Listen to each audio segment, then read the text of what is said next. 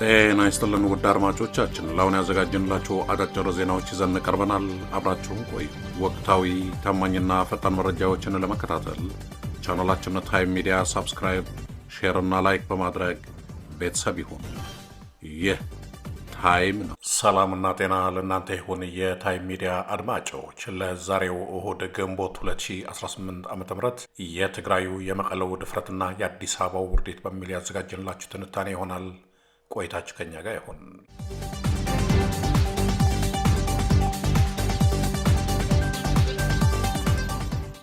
በኢትዮጵያ ወቅታዊ ፖለቲካ ምህዳር ውስጥ እየታዩ ያሉ ክስተቶች ተራ የአስተዳደር ለውጦች ወይም ጊዜያዊ የፖለቲካ ሽኩቻዎች ሳይሆኑ የአገሪቱን የኃይል ሚዛን ከመሰረቱ የቀየሩና የማዕከላዊ መንግስቱን ፍጹም የበላይነት ያከተሙ ታሪካዊ መገለጫዎች ተደርገው ሊወሰዱ የሚችሉ ናቸው።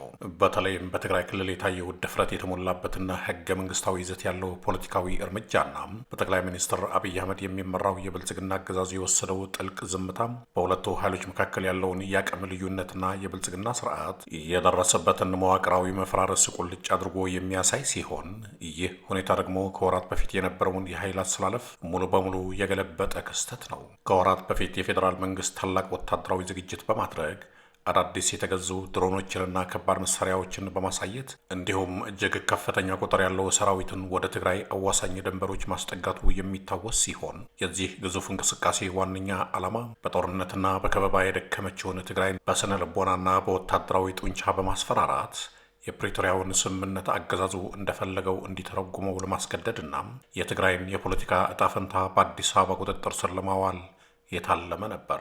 አብይ አህመድ በትግራይ ህዝብና አመራር ላይ ዳግም ጦርነት ውስጥ መግባት አይፈልጉም፣ ስለዚህ በትንሽ ማስፈራራት እጃቸውን ይሰጣሉ የሚል እጅግ የተሳሳተና ጥልቀት የሌለው ስትራቴጂካዊ ድምዳሜ ላይ በመነሳት በኃይል ማስፈራራት የፈለገውን ፖለቲካዊ ትርፍ ማግኘት እንደሚችል አስቦ የነበረ ቢሆንም ይህ ስሌት ግን በተግባር ሲፈተሽ ሙሉ በሙሉ ከሽፎ አገዛዙ ያሰለፈውን ሰራዊት በውርዴት እንዲሰበስብና በትግራይ የሚወሰዱ ውሳኔዎችን በዝምታ እንዲመለከት ተገደዋል። የዚህ ውድቀት ዋነኛው ምክንያት ደግሞ በትግራይ በኩል የታየው አስደናቂ የሆነ ወታደራዊና ፖለቲካዊ ዳግም ግንባታ ነው። የትግራይ ኃይሎች የያዙት ፍትሐዊ የትግል ዓላማም ከቁሳዊ ዝግጅት ባለፈ ከፍተኛ መንፈሳዊ ጥንካሬን መፍጠሩ ነው።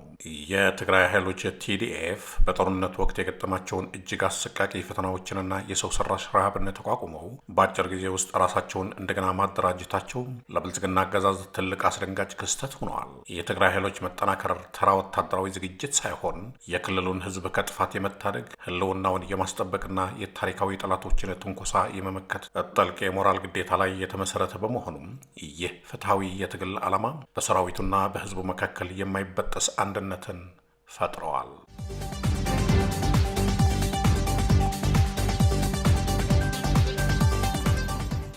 የትግራይ ኃይሎች የሚያደርጉት እንቅስቃሴ ለስልጣን ጥመኝነት ሳይሆን ለመኖር የሚደረግ ፊልሚያ መሆኑን መላው ህዝብ ስለተገነዘበው ይህ የዓላማ ጽናት በአዲስ አበባ በኩል ካለውና በሙስና በጎጠኝነትና በውስጥ ክፍፍል ከደከመው የብልጽግና ሰራዊት ጋር ሲነጻጸር የሰማይና የምድር ያህል ልዩነት እንዲኖረው አድርጎታል። የፌዴራል መንግስት የትግራይን ዳግም መደራጀት እንደ ስጋት ቢመለከተውም በኃይል ለመግታት የሞከረው ሙከራ ግን በተቃራኒው የትግራይን ህዝብ የበለጠ እንዲነቃቃና የራሱን አቅም እንዲያጠናክር አድርጎታል። ይህም አብይ አህመድ በትግራይ ላይ የነበረውን የተሳሳተ ግንዛቤና የኃይል ሚዛን ስሌት የሚያጋልጥ ነው። በተቃራኒው የፌዴራል መንግስት ሰራዊት በተለያዩ ግንባሮች ማለትም በአማራ ክልል ከፋኖ ኃይሎች ጋር እና በኦሮሚያ ክልል ከኦሮሞ ነጻነት ሰራዊት ኦላ ጋር በገባበት ማለቂያ የሌለው የአዙሪት ጦርነት ውስጥ መቆለፉ አገዛዙ በትግራይ ላይ ሌላ የጦርነት ግንባር መክፈት ቀርቶ የጀመረውን የማስፈራሪያ ፖለቲካ እንኳን ማስቀጠል የማይችልበት ደረጃ ላይ መድረሱን ያረጋግጣል።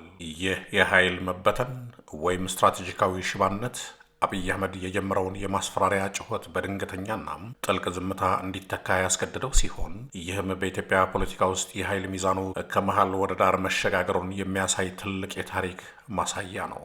የፕሪቶሪያውን ስምምነትን ተከትሎ ፈርሶ የነበረው የትግራይ ምክር ቤት ዳግም ስራ መጀመሩ ደግሞ የፌዴራሉ መንግስት በትግራይ ላይ የጫነውን የጊዜያዊ አስተዳደር ገደብና የህግ የበላይነትን ባይነትን በቀጥታ የጣሰ የክልሉን ህገ መንግስታዊ ተገቢነትና ራስን በራስ የማስተዳደር መብት በተግባር ያረጋገጠ ትልቅ ፖለቲካዊ እርምጃ ሆኖ ተመዝግበዋል። ይህ ሂደት በይፋ የተጀመረው የትግራይ ምክር ቤት ተሰብስቦ ዶክተር ደብረጽዮን ገብረ ሚካኤልን ፕሬዚዳንት አድርጎ በመምረጥና አዲስ ካቢኔ በመመደብ ሲሆን ይህ ክስተት በትግራይ ምድር ላይ የመጨረሻው ቃል ያለው የክልሉ ምክር ቤትና የትግራይ ህዝብ እንጂ አዲስ አበባ አለመሆኑን ለዓለም አቀፉ ማህበረሰብ ጭምር ያበሰረ ታሪካዊ ክስተት ነው። ፕሬዝዳንቱ ካቢኔያቸውን ሰብስቦ በይፋ ስራ ሲጀምሩና የክልሉን ፖለቲካዊና ልማታዊ አቅጣጫዎችን ሲያመላክቱ አብይ አህመድና የፌዴራሉ ባለስልጣናት ምንም አይነት ተቃውሞ ሆነ መግለጫ አለመስጠታቸው አገዛዙ ምን ያህል አቅም እንደሌለውና በትግራይ ጉዳይ ላይ የነበረውን የመቆጣጠርና የመዘወር አቅም ሙሉ በሙሉ ማጣቱን ያሳያል። ይህ ዝምታ ተስማምተናል ከሚል ዲፕሎማሲያዊ መንፈስ የመነጨ ሳይሆን ብንቃወምም የምናመጣው ለውጥ የለም እንዲያውም ውርደታችን ይበዛል ከሚል ጥልቅ የተሸናፊነትና የተስፋ መቁረጥ ስሜት እየመጣ ነው። በተለይም በፌዴራል መንግስትና በትግራይ መካከል እንደ ድልድይ ሲያገለግሉ የነበሩትና በፌዴራል መንግስት ዘንድ የተወሰነ ታማኝነት ወይም የመቀራረብ ፍላጎት ነበራቸው ተብለው የሚታሰቡት እንደነ ጄኔራል ታደሰ ወረደ ያሉ አመራሮች ከስልጣን መነሳታቸው የብልጽግና ተጽዕኖ በትግራይ የውስጥ ፖለቲካ ውስጥ ወደ ዜሮው አውርዶታል።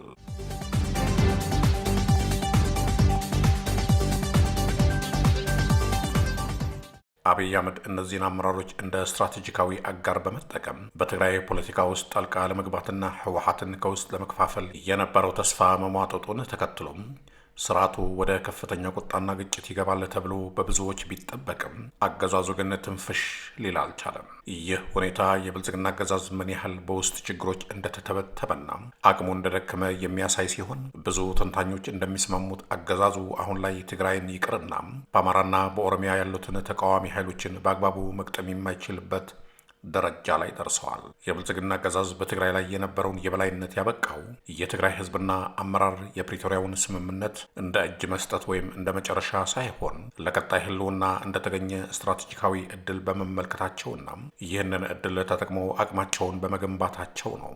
የትግራይ ኃይሎች መጠናከርና በትክክለኛና ፍትሐዊ ዓላማ ዙሪያ መሰባሰብ የፌዴራሉን መንግስት የጡንቻ ማሳየት ሙከራ ዋጋ ቢስና ተራ የቲያትር ትርኢት አድርጎታል።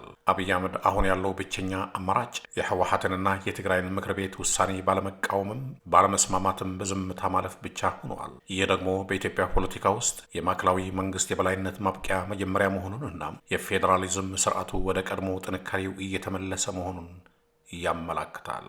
የብልጽግና ስርዓት ውድቀት የሚጀምረው ከራሱ የአመራር ፍልስፍና ግድፈት ነው። አብይ አህመድ ስልጣን ከያዘበት ጊዜ ጀምሮ የተከተለው ሁሉን እኔ ያውቃለሁ እና ሁሉን በጉልበት እገዛለሁ የሚለው አካሄድ በትግራይ ህዝብ ዘንድ ያለውን የክብርና የነጻነት ጥያቄ ፈጽሞ ያላገናዘበ ነበር። ይህ ስርዓት የትግራይን ህዝብ ለዘመናት የገነባውን ወታደራዊና ፖለቲካዊ ስነልቦና በቀላል የማስፈራሪያ ዘዴዎች የሚፈርስ መስሎት መገመቱ ትልቁ የታሪክ ስህተት ነው።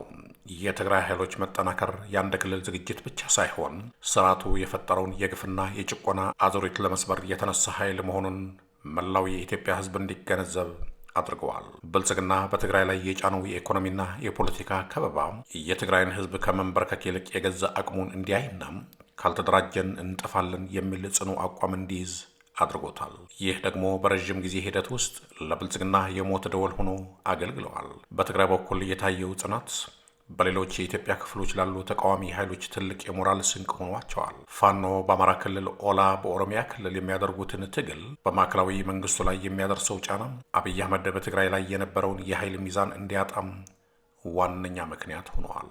ስርዓቱ በመዋቅር ደረጃ እየፈረሰ መሆኑን የሚያሳየው ሌላው ነጥብ የፌዴራሉ ባለስልጣናት እርስ በርስ የሚቃረኑ መግለጫዎችን መስጠታቸውንና በመጨረሻም በትግራይ ጉዳይ ላይ ያላቸውን ተጽዕኖ መገፈፋቸውን ነው። አብይ አህመድ እንደ አዲስ አበባ ከንቲባ ታጥሮ የቀረው የክልል መንግስታት የፌዴራልን መመሪያዎች ወደ ጎን በመተው የራሳቸውን የፖለቲካ መስመር መከተል በመጀመራቸው ነው። የትግራይ ምክር ቤት ዳግም ስራ መጀመር የፌዴራሊዝም ስርዓቱ ዳግም መወለድ ብቻ ሳይሆን የአህዳዊነትና አስተሳሰብ መቃብርም ነው።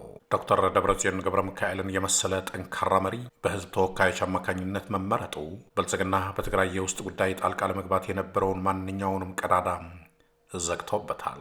ይህ ምርጫ በክልሉ ውስጥ ያለውን ህጋዊነትና ሉዓላዊነት የሚያረጋግጥ ሲሆን የፌዴራሉ መንግስት ህገወጥ ነው ብሎ ለመፈረጅ እንኳን አቅም ማጣቱ ስርዓቱ የደረሰበትን የሽንፈት ጥልቀት ያሳያል። የብልጽግና አገዛዝ በትግራይ ላይ የነበረው የበላይነት ያበቃው የትግራይ ህዝብና አመራር የፕሪቶሪያው ስምምነትን እንደ ስትራቴጂካዊ ማረፊያ እንጂ እንደ መጨረሻ ባለመመልከታቸው ነው።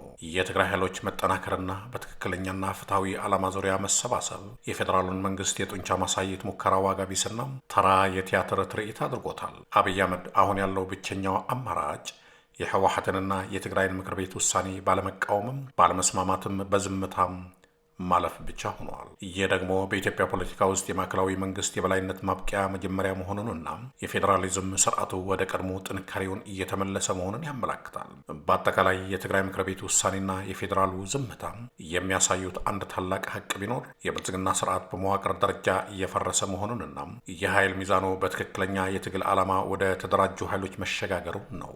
በዚህም ምክንያት አብይ አህመድ የአዲስ አበባ ከንቲባ በሚመስል ደረጃ አቅሙ ተገጥቶም የታሪክ ተመልካች ለመሆን ተገደዋል። የብልጽግና መንግስት የተሳሳተ ስሌት የመነጨው ከትግራይ ህዝብ የጽናት ልክ ካለመረዳት፣ ከታሪካዊ ስህተቶች ትምህርት ካለመውሰድና ወታደራዊ ኃይልን ብቻ እንደ ብቸኛ መፍትሄ ከመመልከት ነው። ከጦርነቱ በኋላ ትግራይ ትዳከማለች፣ በውስጥ ክፍፍል ትታመሳለች፣ የፌዴራሉ መንግስትም እንደፈለገ ይጫወታል የሚለው የብልጽግና ስሌት በትግራይ ምክር ቤት ዳግም መደራጀትና በወጥ አመራር መመራት ምክንያት አሁንም ውድቅ ሆነዋል። የትግራይ ኃይሎች ዓላማ ግልጽ ነው።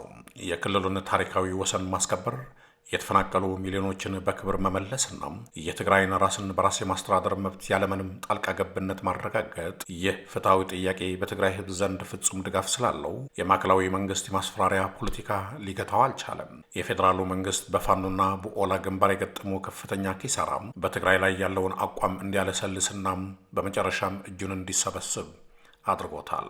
ይህም የሚያሳየው ስርዓቱ በውጭው ጠንካራ ቢመስልም በውስጥ ግን በሚገባ እየፈረሰ ያለና ማንኛውንም አይነት ጠንካራ ክልላዊ ግፊትን መቋቋም የማይችል ደረጃ ላይ መድረሱን ነው። ይህ የአቅም መሟጠጥ ደግሞ አብይ አህመድ ለዓመታት የገነባውን ሁሉን ቻይ የመሪነት ምስል የሰበረው ሲሆን በትግራይ የተወሰዱት እርምጃዎች በሌሎች ክልሎችም ተመሳሳይ የራስን ዕድል በራስ የመወሰን እንቅስቃሴዎች እንዲፋጠኑ መንገዱን ከፍተዋል። በመሆኑም የአብይ አህመድ ዝምታ የስትራቴጂ ውጤት ሳይሆን የፖለቲካዊና ወታደራዊ ሽባነት መገለጫ ነው። የትግራይ ምክር ቤት ስራ መጀመር፣ የዶክተር ደብረጽዮን በታላቅ የህዝብ ድጋፍ መመረጥና የፌዴራል ተላላኪ ተደርገው የሚታሰቡ አመራሮች መነሳት ተደማምረው ለብልጽግና አገዛዝ የመጨረሻውን የፖለቲካ ሽንፈት አጎናጽፈውታል። ይህ ሂደት በኢትዮጵያ ፖለቲካ ውስጥ አዲስ ምዕራፍ የከፈተ ሲሆን ማዕከላዊ መንግስቱ በክልሎች ላይ የነበረው ፍጹም የበላይነት አብቅቶ ክልላዊ ኃይሎች የራሳቸውን ዕድል በራሳቸው የመወሰን አቅማቸውንና ብቃታቸውን ያረጋገጡበት ወቅት ሆኗል።